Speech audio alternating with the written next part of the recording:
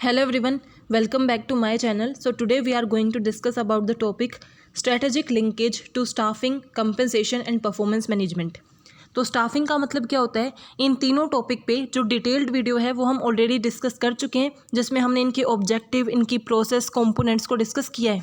तो जब भी अगर आपके क्वेश्चन पेपर में ये क्वेश्चन आता है कि आप स्टाफिंग को एक्सप्लेन करो विद देयर स्ट्रेटेजिक लिंकेज, तो पहले आप स्टाफिंग की प्रोसेस को बताओगे, उसके कंपोनेंट्स को बताओगे, देन इस स्ट्रेटेजिक लिंकेज को बताओगे जो आज हम डिस्कस करने वाले हैं। सिमिलरली अगर कंपेंसेशन के साथ आपका क्वेश्चन आता है, तो जैसे मॉनेटरी कंपेंसेशन होता है, नॉन मॉनेटरी होता है, उसकी क्या एडवांटेजेस होती हैं, उन सारी चीज़ों को बताने के बाद लास्ट में उसका स्ट्रेटेजिक लिंकेज बताना होता है। और परफॉर्मेंस मैनेजमेंट कि कैसे हम परफॉर्मेंस का अप्रेजल करते हैं, उसकी प्रोसेस एंड उसके ऑब्जेक्टिव के बाद हम क्या करेंगे, स्ट्रेटेजिक लिंकेज बनाएंगे।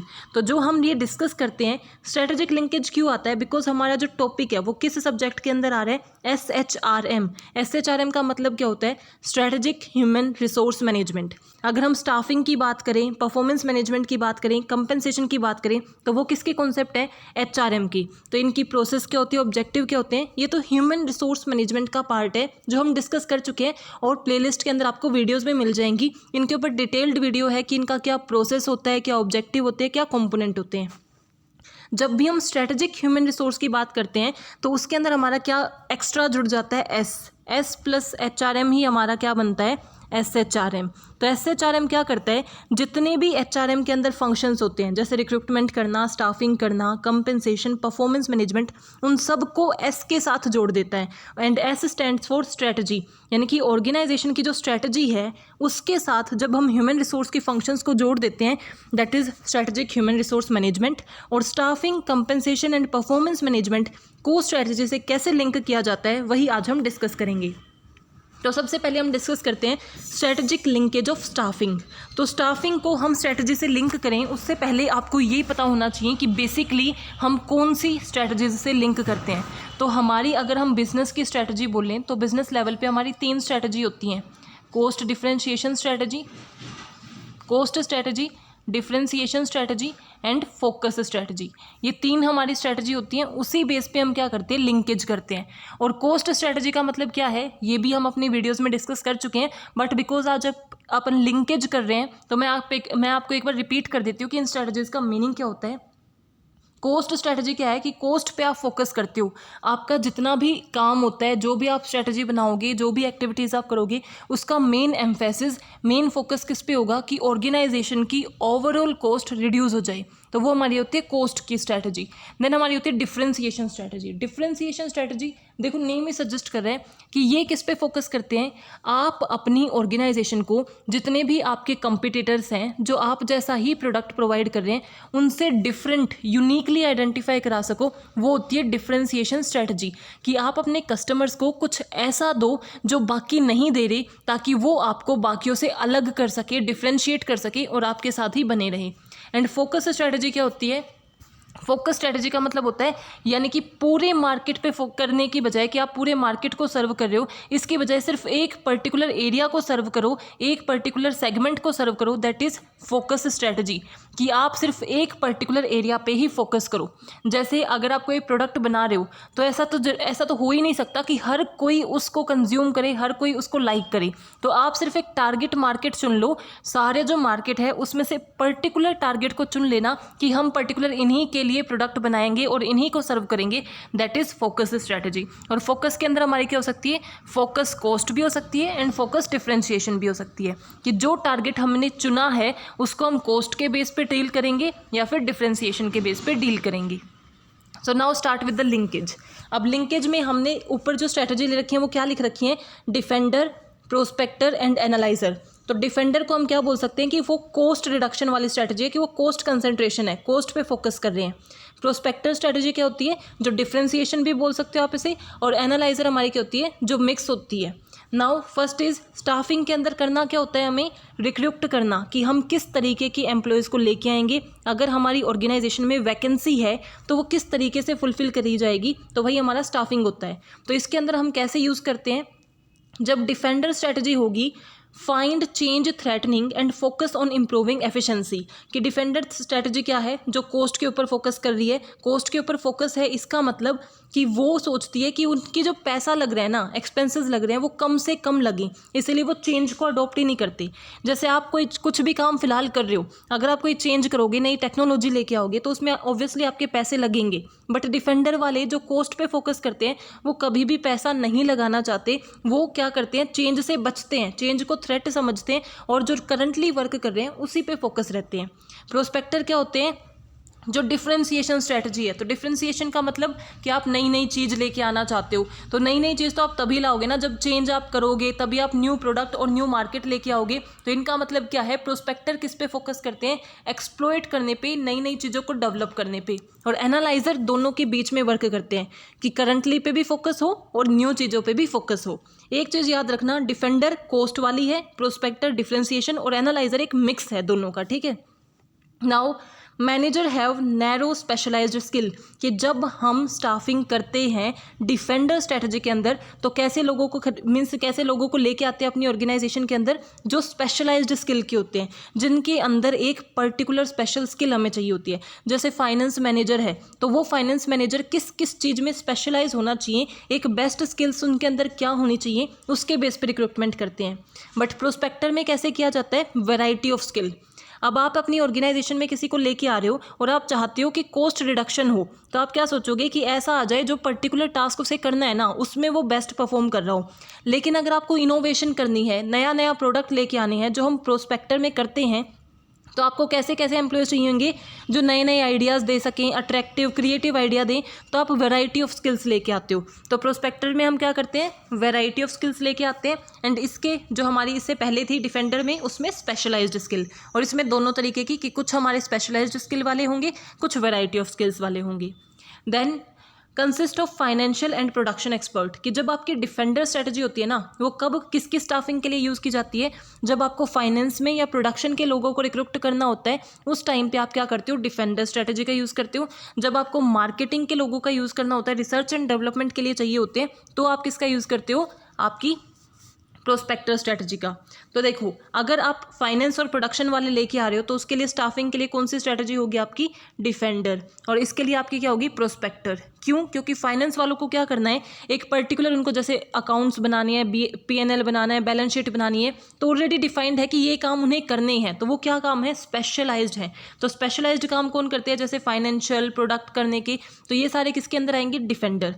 और अगर हम मार्केटिंग की बात करें, तो हमें हमेशा नए आइडियाज़ चाहिए होते हैं कि कैसे हम सेल्स को प्रमोशन कर सकते हैं, कैसे एडवर्टाइजमेंट करें, नई एडवर्टाइजमेंट कैसे लेके आएँ, तो हमें नए नए आइडियाज़ चाहिएंगे।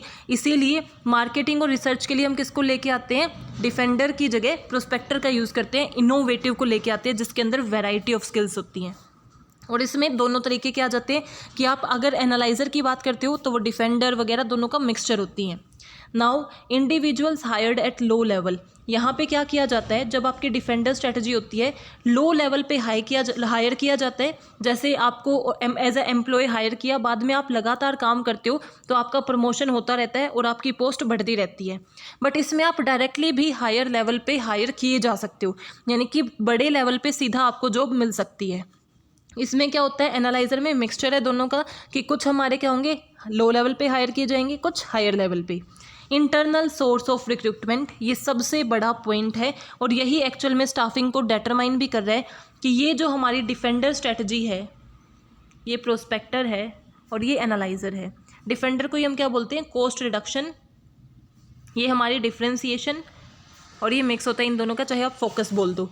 तो इसमें क्या होता है, internal source of recruitment. Internal source of recruitment का मतलब क्या है कि जब आपको एम्प्लॉयज़ चाहिए, तो आप बाहर से एम्प्लॉयज़ लेके आने की बजाय जो आपकी ऑर्गेनाइजेशन में ऑलरेडी काम कर रहे हैं ना, उन्हीं लोगों का या तो प्रमोशन कर दो, डिमोशन कर दो, ट्रांसफ़र करके, या उन्हीं के रेफरेंस से किसी को जॉब पे रख लेते हो, उसे हम बोलते हैं इंटरनल सोर्स ऑफ रिक्रूटमेंट। अब आप बताओ, कॉस्ट रिडक्शन के अंदर हम इंटरनल सोर्स को क्यों यूज़ करते हैं? बिकॉज ऑब्वियस सी बात है, आपकी ऑर्गेनाइजेशन में मान लो वैकेंसी है और आप बाहर से रिक्रूट करना चाहते हो, तो आपको कितना पैसा लगाना पड़ेगा, पहले एडवर्टाइजमेंट करनी पड़ेगी, फिर उनकी सिलेक्शन प्रोसेस में पैसा लगेगा, उनके टेस्ट कंडक्ट करोगे, टाइम लगेगा, एफर्ट्स लगेगा, उस सारी कॉस्ट से आप कैसे बच सकते हो?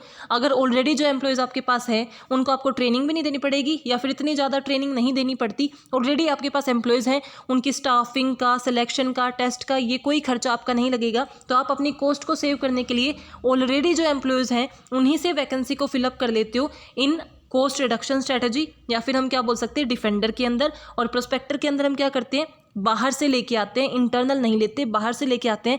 बिकॉज ऑलरेडी जो ऑर्गेनाइजेशन के अंदर हैं वो तो अपने आइडियाज़ वगैरह दे चुके हैं, बट हमें इसमें और ज़्यादा इनोवेटिव डिफरेंट आइडियाज़ चाहिए होते हैं। तो हम क्या करते हैं, बाहर से लेके आते हैं और ज़्यादा ब्लड को लेके आते हैं।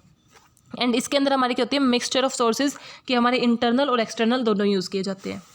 Then formal dissemination of information by video tape and brochures कि अगर आपको रिक्रूटमेंट के रिगार्डिंग, स्टाफिंग के रिगार्डिंग कोई एडवर्टाइजमेंट करनी है तो इसमें हमेशा क्या होता है, फॉर्मल डिस्ट्रीब्यूशन होता है, डिसमिनेशन होता है इन्फॉर्मेशन का। यानी कि जब भी आप इन्फॉर्मेशन शेयर करोगे तो वो ऑफिशियल वे में शेयर की जाएगी, फॉर्मल वे में शेयर की जाएगी। बट इसमें क्या होता है, इनफॉर्मली भी मैसेज शेयर किया जा सकता है और इसमें बहुत formal and informal. Now next is convey information about centralisation of control कि जब आप कॉस्ट रिडक्शन पे फोकस करते हो तो उसमें किस चीज़ पे फोकस किया जाता है, सेंट्रलाइजेशन। यानी कि पावर एक के पास ही रहेगी, बाकी सबको उनके बताए गए काम को करना है। इसके अंदर ऐसी इन्फॉर्मेशन प्रोवाइड की जाती है। और ये क्या करते हैं, अगर आप चाहते हो कि हर एम्प्लॉय आइडिया दे, इनोवेटिव आइडिया लेके आए, क्रिएटिविटी करे, तो आपको उन्हें फ्रीडम देनी पड़ेगी। तो ये क्या इंडिकेट करते हैं, आपको इन्फॉर्मेशन प्रोवाइड करते हैं कि जॉब के अंदर क्या है, डिसेंट्रलाइजेशन है, कि आप सबके पास पावर्स होंगी कोई ना कोई डिसीजन लेने की, कोई ना कोई वर्क करने की। और ये दोनों तरीके का कि मिक्स है, सेंट्रलाइजेशन भी है और डिसेंट्रलाइजेशन भी है। इसके अंदर जो हमारी डिफेंडर स्ट्रेटजी है या फिर कॉस्ट रिडक्शन जो स्ट्रेटजी है उसमें कम फोकस किया जाता है पास्ट पे। यानी कि पास्ट में आपने कैसा किया उससे कोई मैटर नहीं करते, आने वाले टाइम में आप कितना अच्छा कर सकते हो, फ्यूचर में कितना बेटर कर सकते हो, उस पर ज़्यादा फोकस किया जाता है। बट इसमें जो हमारी प्रोस्पेक्टर स्ट्रेटजी है या डिफ्रेंसिएशन है उसमें किस चीज़ पर फोकस किया जाता है, पास्ट अचीवमेंट्स, नॉलेज को देखा जाता है और उसी बेस पे रिक्रूट किया जाता है। और इसमें दोनों पास्ट और फ्यूचर पे फोकस किया जाता है। तो अभी जो हमने डिस्कस किया वो क्या था, स्टाफिंग को कैसे स्ट्रेटजी से लिंक करना है। तो ये जो जितने भी पॉइंट थे सारे स्टाफिंग से रिलेटेड थे कि स्टाफिंग की हम इन्फॉर्मेशन कैसे शेयर करेंगे, उसके एडवर्टाइजमेंट फॉर्मली कर सकते हैं या इनफॉर्मली कर सकते हैं, किस तरीके की इन्फॉर्मेशन शेयर करते हैं, जो भी हमारी इन्फॉर्मेशन है वो सेंट्रलाइजेशन के रिगार्डिंग है, डिसेंट्रलाइजेशन के रिगार्डिंग है, इंटरनल सोर्स को यूज़ करते हैं या एक्सटर्नल सोर्स को यूज़ करते हैं, और किस तरीके की स्किल्स को लेके आते हैं। तो ये सारे पॉइंट किसके रिगार्डिंग थे, स्टाफिंग के रिगार्डिंग। और कौन सी स्ट्रैटेजी में किस पॉइंट पे कैसे फोकस किया जाता है वो हमने डिस्कस किया कि डिफेंडर में हम कैसे करते हैं, डिफेंडर को ही हम क्या बोलते हैं, कॉस्ट रिडक्शन, प्रोस्पेक्टर में कैसे करते हैं और एनालाइजर में कैसे करते हैं। Now linkage between organisational lifestyle, competitive organisation strategy and HR strategy. अब हम डिस्कस करते हैं कि किस तरीके से परफॉर्मेंस मैनेजमेंट जो है वो हमारी एचआर स्ट्रैटेजी से लिंकेज है। तो परफॉर्मेंस मैनेजमेंट का मतलब क्या होता है, जिसको आप परफॉर्मेंस अप्रेजल भी बोल देते हो। परफॉर्मेंस मैनेजमेंट का मतलब क्या है कि आपको कैसे पता चलेगा कि आप चाहते हो आपके एम्प्लॉयज़ अच्छा परफॉर्म करें, आपके ऑब्जेक्टिव को अचीव करें। आपका ऑब्जेक्टिव है कि हर दिन 500 यूनिट बनाना। आपको कैसे पता चलेगा कि क्या एम्प्लॉयज़ वैसा ही काम कर रहे हैं या नहीं कर रहे? जब आप उन्हें अप्रेज करोगे, उनके बनाए हुए सामान को देखोगे कि कितनी क्वांटिटी बनाई है, किस क्वालिटी में बनाई है, तब हमें पता चलेगा कि क्या जो स्टैंडर्ड हमने सेट किया था वो उसे मीट कर रहे हैं या नहीं कर रहे। और इसी प्रोसेस को हम क्या बोलते हैं, परफॉर्मेंस अप्रेजल, कि जो हमारे एम्प्लॉयज़ काम कर रहे हैं उसे अप्रेज करना कि जो हम उनसे एक्सपेक्ट कर रहे हैं, जो स्टैंडर्ड हमने सेट किए थे, क्या वो वैसा ही काम कर भी पा रहे हैं या नहीं कर पा रहे। अगर नहीं कर पा रहे तो उसके पीछे क्या रीजंस है और करेक्टिव एक्शन लेना, उसी को हम performance appraisal and performance management बोलते हैं। तो वो किस तरीके से लिंक्ड है हमारी जो स्ट्रैटेजीज़ हैं उनसे, वो हम डिस्कस करते हैं। तो इसको कैसे लिंक किया गया है, कंप्लीट फ्रेमवर्क के साथ, कि सबसे पहले ऑर्गेनाइजेशन की लाइफ साइकिल 3 स्टेजेस इसमें ली गई हैं। कि सबसे पहले आपकी नई नई ऑर्गेनाइजेशन बनती है तो आप इंट्रोडक्शन स्टेज पे होते हो, फिर आप लार्ज मार्केट एरिया को कवर करना शुरू कर देते हो तो ग्रोथ स्टेज आती है, एंड देन उसके बाद एक मैच्योरिटी जिसमें आप हाईएस्ट पीक पे होते हो। तो सबसे पहले आपकी क्या है, ऑर्गेनाइजेशन की क्या आपका मीन्स कौन सी लाइफ साइकिल में आप कौन सी स्टेज पे हो। देन आपकी कंपिटिटिव एडवांटेज, कि आपकी जो कंपिटिटिव एडवांटेज है उसका क्या स्टेटस है। अब आपकी ऑर्गेनाइजेशन नई नई बनी है, अभी तो आपका पूरा मीन्स बेस ही क्रिएट नहीं हुआ, तो उस टाइम पे आप इतने कंपिटिटिव एडवांटेज आपके पास नहीं होती, आपके कंपटीटर्स आपसे ज़्यादा बेटर कर रहे होते हैं, क्योंकि आपने जस्ट बिजनेस को इस्टेब्लिश ही किया है। तो उस टाइम पे आपकी कंपिटिटिव एडवांटेज क्या होती है, वीक होती है। जब ग्रोथ स्टेज पे आप पहुंच जाते हो तो आप थोड़े स्ट्रॉन्ग बन जाते हो, और मैच्योरिटी पे आप क्या हो जाते हो, स्टेबल। जो हमारी देखो इस तरीके से हमारा डायग्राम बनता है, ये हमारी इंट्रोडक्शन स्टेज है, ग्रोथ यानी कि हम और ऊपर की तरफ बढ़ रहे हैं, और मैच्योरिटी में हम एक स्टेबल पॉइंट पे आ जाते हैं, यानी कि बहुत ज़्यादा ग्रो कर नहीं रहे होते, ग्रो हम कर चुके होते हैं, अब एक हम हाई पीक पे पहुंच चुके हैं और वहीं रुके हुए हैं। तो इस टाइम पे कंपिटिटिव एडवांटेज वीक होती है, यहाँ स्ट्रॉन्ग यानी कि लगातार इंक्रीज हो रही होती है, और यहाँ स्टेबल हो जाती है। देन नेक्स्ट इज, तो हमारी ऑर्गेनाइजेशन की क्या स्ट्रैटेजी होगी। देखो आ गई ना स्ट्रैटेजी लिंकेज ही तो हम कर रहे हैं। और तो ऑर्गेनाइजेशन की स्ट्रैटेजी इंट्रोडक्शन के टाइम क्या होगी, वैल्यू को क्रिएट करना, कि ज़्यादा से ज़्यादा वैल्यू क्रिएट करो, ताकि ज़्यादा से ज़्यादा लोगों को आप क्या कर सको, अट्रैक्ट कर सको और सेल्स को इंक्रीज कर सको। ग्रोथ के टाइम क्या होगी, वैल्यू क्रिएशन की बजाय वैल्यू एक्यूमुलेशन यानी कि वैल्यू को इंक्रीज करना। क्रिएट कर तो लिया आपने, अब आपने अपने माइंड में वैल्यू बना, लोगों के जो पीपल्स हैं, जो कस्टमर्स हैं, उनके माइंड में आपने अपनी अच्छी वैल्यू, अच्छी इमेज क्रिएट कर ली है। अब उसे बना के रखना, उसे एनहांस करना, ये आपका ग्रोथ स्ट्रेटजी में होता है। और मैच्योरिटी में यानी कि अब आप एक पीक पे पहुंच चुके हो, बेस्ट वैल्यू आपने बना रखी है, उस वैल्यू को मेंटेन रखने की स्ट्रेटजी होती है। नाउ किस तरीके की एचआर आपको रिक्वायर्ड होती है इंट्रोडक्शन के टाइम, ग्रोथ के टाइम और मैच्योरिटी के टाइम।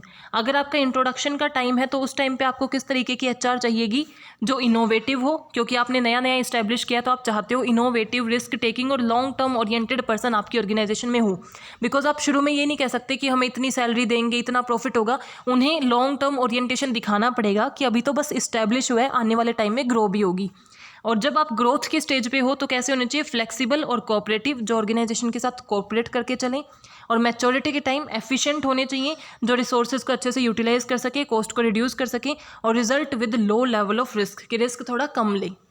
अब एचआर की क्या क्या स्ट्रैटेजी होंगी उस टाइम पे, तो एचआर की स्ट्रैटेजी क्या होगी, focus on exploratory knowledge of employees, की यहाँ पे एक्सप्लोरेटरी नॉलेज पे फोकस करेंगे, कि नई नई चीज़ों को एक्सप्लोर करने पे, कि कितनी नॉलेज है एम्प्लॉयज़ को कि वही नई चीज़ों को डेवलप कर सकते हैं, क्रिएट कर सकते हैं। ये फोकस करेगा एक्सप्लोइटेटिव नॉलेज पे। एक्सप्लोइटेटिव यानी कि खुद को डिफरेंट बनाना, और बाकी मीन्स कंपिटिटर्स के मुकाबले खुद की एक अलग वैल्यू क्रिएट करना। तभी तो हमने बोला था वैल्यू एक्यूमुलेशन, यानी कि खुद को अलग कर देना, बाकियों को एक्सप्लोइट करने की नॉलेज, कि किस तरीके से आप अपनी ऑर्गेनाइजेशन को टॉप पे दिखा सकते हो। और यहाँ पे मेंटेन की नॉलेज, कि जिस भी स्टेटस पे हो वहाँ आप कैसे मेंटेन रहोगे। और ये है उस टाइम पे आप परफॉर्मेंस मैनेजमेंट में किस मेथड को यूज़ करोगे। तो अगर आप इंट्रोडक्शन के स्टेज पे हो तो क्वालिटेटिव मेथड को यूज़ करोगे, अगर आप ग्रोथ के स्टेज पे हो तो क्वांटिटेटिव, और मैच्योरिटी में फिर से क्वालिटेटिव। क्वालिटेटिव और क्वांटिटेटिव में क्या डिफरेंस है, कि क्वालिटेटिव और क्वांटिटेटिव क्या है, क्वांटिटी जो है उसको हम नंबर में मेज़र कर सकते हैं, जैसे कितने % हमारा प्रॉफिट हुआ, कितनी हमने सेल्स की, कितना हमारा टर्नओवर है, या फिर रिटर्न हमारा कितना है, आरओआई कितना है, इसके बेस पे जब मेज़र करते हैं तो वो है क्वांटिटेटिव।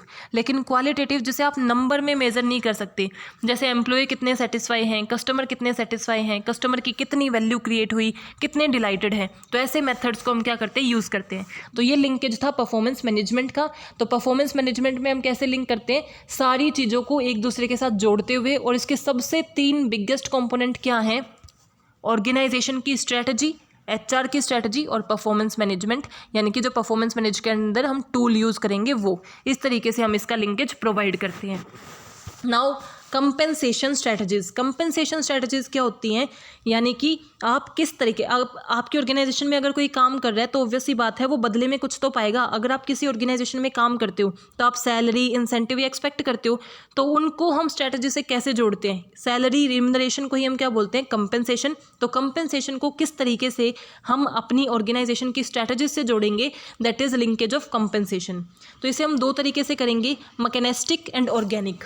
अब मैकेनिस्टिक क्या है, जिसको आप क्या बोल सकते हो, कॉस्ट वाली बोल सकते हो, और ये आपकी क्या है, डिफरेंशिएशन। अगर आप फोकस की बात करोगे तो उसमें हमारा क्या होगा, दोनों का मिक्सचर यूज़ किया जाएगा। तो मैकेनिस्टिक किसके लिए है, कॉस्ट रिडक्शन पे जो फोकस करती हैं, और ऑर्गेनिक किस पे, जो डिफरेंशिएशन पे फोकस करती हैं। तो पहले हम डिस्कस करते हैं एक ऑर्गेनाइजेशन जो कॉस्ट रिडक्शन स्ट्रेटजी पे फोकस कर रही है कि वो चाहती है उसकी ओवरऑल कॉस्ट कम हो, तो वो कंपनसेशन किस तरीके से प्रोवाइड करेगी। तो उसका बेसिक पे कैसा होगा, पे for job performed not employees skill, कि जो काम उन्होंने किया है ना उसके लिए मिलेगा, ना कि स्किल्स के लिए मिलेगा। कौन सी, मान लो एक पर्सन है उसके पास बहुत ज़्यादा अच्छी अच्छी स्किल्स हैं, तो वो ऑर्गेनाइजेशन जो कॉस्ट को देख रही है ना वो उनकी स्किल्स को नहीं देखेगी, वो बस ये देखेगी कि इन्होंने कितना काम किया है, उसके बेस पे पैसे दे देंगे। यानी कि जो जॉब वो परफॉर्म कर रहे हैं, अगर वो मैनेजर है तो मैनेजर के बेस पे देंगे, एम्प्लॉय है तो एम्प्लॉय, सीईओ है तो सीईओ के बेस पे।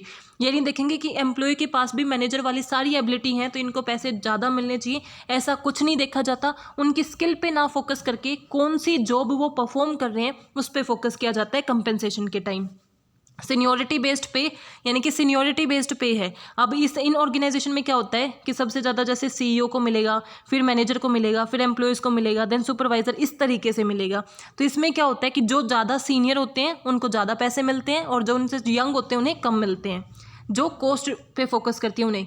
Then base salary related to individual performance appraisal, कि एक इंडिविजुअल के परफॉर्मेंस अप्रेजल पे डिपेंड करेगा कि बेसिक सैलरी उसे कितनी मिलेगी, यानी कि उसने कैसा काम किया, जो भी जॉब उसे मिली हुई है वो किस एज पे है और वहाँ पे उसने कैसा काम किया है, इंडिविजुअल के अप्रेजल के बेस पे उसे पैसे दिए जाएंगे। इसमें इंटरनल इक्विटी पे फोकस किया जाता है। इंटरनल इक्विटी का मतलब क्या है कि विद इन योर ऑर्गेनाइजेशन, बस ऑर्गेनाइजेशन के बाहर नहीं देखते, ऑर्गेनाइजेशन के अंदर इक्वालिटी होनी चाहिए, इक्विटी होनी चाहिए, कि आपके लेवल पे जितने भी बाकी एम्प्लॉयज़ होंगे, अगर आप सुपरवाइजर हो तो बाकी जितने भी सुपरवाइजर हैं सबको सेम पेमेंट मिलेगी। इस पे फोकस किया जाएगा कि कोई डिस्क्रिमिनेशन या भेदभाव नहीं होगा। तो सिर्फ इंटरनल इक्विटी पे फोकस किया जाता है विद इन द ऑर्गेनाइजेशन। इसके अंदर हायरार्किकल एम्फेसिस होता है। हायरार्किकल एम्फेसिस का मतलब क्या है कि हायरार्की देखी जाती है, जैसे सीईओ, फिर मैनेजर, मैनेजर के नीचे सुपरवाइजर, सुपरवाइजर के नीचे एम्प्लॉयज़, एम्प्लॉयज़ के नीचे लेबर। तो इसी हायरार्की के अकॉर्डिंग पे भी डिसाइड की जाती है। जो लो लेवल पे होगा उसे कम मिलेगी, जो हायर लेवल पे होगा उसे ज़्यादा मिलेगी।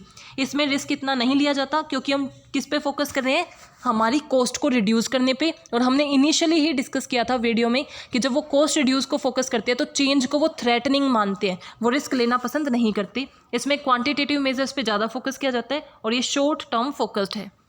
नाउ अगर हम मैकेनिस्टिक की बात करते हैं जो किसके लिए होती है, डिफरेंशिएशन स्ट्रैटेजी। तो अगर डिफरेंशिएशन स्ट्रैटेजी हमारी ऑर्गेनाइजेशन के अंदर है तो उस टाइम पेमेंट कैसी होगी, हम स्किल्स के लिए पे करेंगे कि जिसके पास ज़्यादा स्किल है उसे ज़्यादा पैसे मिलने चाहिए, ज़्यादा सैलरी मिलनी चाहिए। पे फॉर परफॉर्मेंस, और उनकी स्किल्स को यूटिलाइज करके उन्होंने कैसा काम किया है। ऐसा नहीं जो सीनियर है उसे ज़्यादा मिलेंगे, जो जूनियर है उसे कम, जो परफॉर्म ज़्यादा करेगा उसे ज़्यादा मिलेंगे। और इसमें इंडिविजुअल का भी अप्रेजल होता है एज वेल एज ग्रुप का भी अप्रेजल होता है, सिर्फ इंडिविजुअल नहीं होता, ग्रुप का भी अप्रेजल होता है। ये किस पे फोकस करता है, एक्सटर्नल इक्विटी। इंटरनल इक्विटी क्या थी कि अगर आप सुपरवाइजर हो तो ऑर्गेनाइजेशन के अंदर और कोई सुपरवाइजर है तो दोनों की पेमेंट क्या होगी, सेम होगी। बट एक्सटर्नल इक्विटी का मतलब क्या है, इस ऑर्गेनाइजेशन के सुपरवाइजर और अगर कोई और ऑर्गेनाइजेशन है, जितनी भी बाहर की ऑर्गेनाइजेशन है, सबके मुकाबले आपको क्या मिलेगी, इक्वल पेमेंट मिलेगी। उसे हम बोलते हैं एक्सटर्नल इक्विटी। ये उस पर फोकस करता है। इसके अंदर कोई हायरार्की नहीं होती, हाई लेवल रिस्क, यानी कि रिस्क लेने के लिए रेडी होते हैं और ये क्या करते हैं, लॉन्ग टर्म फोकस करते हैं। आगे क्या है इसमें कि अब हम किस तरीके से डिज़ाइन करते हैं पेमेंट को, वो तो था बेसिक पे। अब उसे कैसे डिज़ाइन किया जाता है, जो हमारी कॉस्ट वाली है और ये हमारी क्या है, डिफरेंशिएशन वाली। ये क्या है, मैकेनिस्टिक और ये ऑर्गेनिक। तो ये क्या करती है, pay higher than the market rate, कि मार्केट में जितना रेट चल रहा है उससे थोड़ा हाई पे करते हैं। फिक्स्ड पे मोर देन इंसेंटिव। फिक्स्ड पे क्या होता है, जैसे सैलरी है आपकी कि हर महीने आपको 20,000 तो मिलेंगे ही मिलेंगे, बाकी आप जितना अच्छा परफॉर्म करते रहोगे उसमें ऐड ऑन होता रहेगा। तो आपका जो फिक्स्ड पे है वो इंसेंटिव से हमेशा ज़्यादा होगा। इसमें फ्रिक्वेंट बोनस वगैरह आपको मिलते रहते हैं और इंट्रिंसिक रिवॉर्ड आपको प्रोवाइड किए जाते हैं। अगर हम किसकी बात करें, डिफरेंशिएशन स्ट्रेटजी की, तो ये इससे उल्टा है, पे less than the market rate, कि मार्केट रेट से कम पे किया जाता है। हाई इंसेंटिव इन पे मिक्स, कि आपको इंसेंटिव पे ज़्यादा फोकस किया जाता है बेसिक सैलरी की बजाय। जो आपको एक फिक्स्ड मिलती है ना उस पर ज़्यादा फोकस इसके अंदर किया जाता है, बट जो एक्स्ट्रा एड ऑन मिलते हैं, जो इंसेंटिव्स मिलते हैं, उस पर ज़्यादा फोकस ये वाली करती है, डिफरेंशिएशन वाली करती है। Use of bonus and deferred income, ये भी बोनस का फ्रिक्वेंटली यूज़ करते हैं। और ये कैसे रिवॉर्ड्स को यूज़ करते हैं, एक्सट्रिंसिक रिवॉर्ड को, और ये किसको, इंट्रिंसिक रिवॉर्ड को। इसके अंदर क्या होता है, फ्रेमवर्क कैसे है जो डिसाइड करने का, सेंट्रलाइजेशन जब कॉस्ट रिडक्शन वाली होती है और जब डिफरेंशिएशन वाली होती है। तो अगर कॉस्ट रिडक्शन के अंदर हम ये डिसाइड कर रहे हैं, एडमिनिस्ट्रेशन का मतलब कि किस तरीके से डिसाइड करेंगे कि कितनी पेमेंट देनी है, तो हमारी टॉप मैनेजमेंट डिसाइड करेगी, ऐसा नहीं है कि हर एक एम्प्लॉय खुद डिसाइड करेगा। सेंट्रलाइज्ड होगा, सीक्रेसी ऑफ पे, सीक्रेट रखा जाता है, ऐसा नहीं कि सबको शेयर कर दिया जाता है कि उसको इतनी पेमेंट मिली, उसको इतनी सैलरी मिली। Lack of employee participation, compensation decide करने में एम्प्लॉय का कोई पार्टिसिपेशन नहीं होता, सिर्फ हमारे जो टॉप लेवल मैनेजमेंट है वही डिसाइड करती है। और ब्यूरोक्रेटिक पॉलिसी होती है, यानी कि रिजिडिटी होती है, फ्रीडम नहीं होती। ये इसका उल्टा है। इसके अंदर क्या होता है, डिसेंट्रलाइजेशन दिया जाता है। डिसेंट्रलाइजेशन का मतलब क्या है कि बाकी लोग भी इन्वॉल्व होते हैं कंपेंसेशन को डिसाइड करने में। ओपन पे पॉलिसी, सबको मीन्स ओपन पे है, कोई किसी की भी जानना चाहता है तो उसे पता चल सकता है कि किसको कितना पे मिल रहा है। हाई एम्प्लॉय पार्टिसिपेशन, एम्प्लॉय का पार्टिसिपेशन इसमें हाई होता है। और फ्लेक्सिबल कंपेंसेशन प्रोग्राम, रिजिडिटी नहीं है, अगर चेंजेस करने होते हैं प्रोग्राम में तो ईजिली किए जा सकते हैं। So these are the linkage of compensation, performance management and staffing with the strategy of organization. I hope you are clear with this topic. If you have any doubt, please mention in comment section. Thank you. Keep supporting.